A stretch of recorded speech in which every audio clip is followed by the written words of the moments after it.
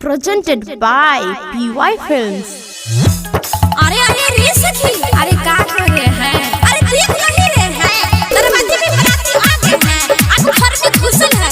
अरे बाराती आ गया है, तो चलो ना गाली देते हैं। लाल बाबू, सिंगिंग अमर अहिर चंदन काला काला कोट देखो चश्मा जहला गया है। काला काला कोट देखो चश्मा जहला गया है। बहन का फैशन सजाया है, होठा लाली लगा के आया है।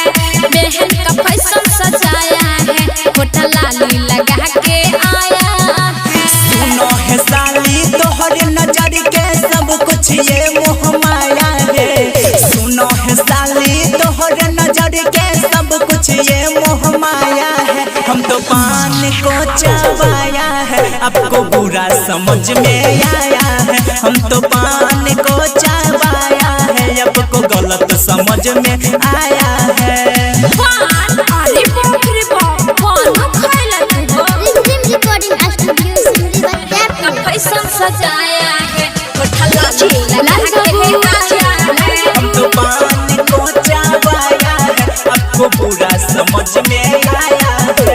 लड़की को देखो देखो बरतिया कैसे कोई तराता है। जुल्फी देखा के करते इशारा, साइड में हमको बुलाता है। ये सखी देख रहे हैं कैसे कर रहा है। काहेला साली दिखाबै छो नखरा कोइले ना दोनों मैंने जगे। संगे में मिलके उठाइले ना मस्ती भैया के छिए मेरे जगे। देह गम गया हसन टमाटर का लगता नहीं नहाया है। देह गम गया हसन टमाटर का लगता नहीं नहाया है। बहन का फैशन सजाया है, होठा लाली लगा के आया है। बहन का फैशन सजाया है, होठा लाली लगा के आया है। रिमझिम रिकॉर्डिंग स्टूडियो सिमरी बख्तियारपुर बहन का फैशन सजाया है, होठा लाली लगा के आया है। हम तो पान को चबाया है, आपको बुरा समझ में आया है। हबर हबर सब खाता बरतिया पूरा ही भूखाया है।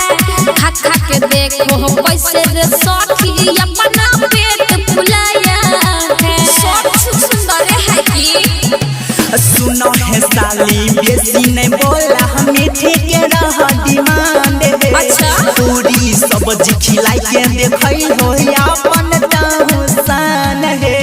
राइटर कृष्ण अमर अंकित चंदन सबको बुलाया है। राइटर कृष्ण अंकित अमर चंदन सबको बुलाया है।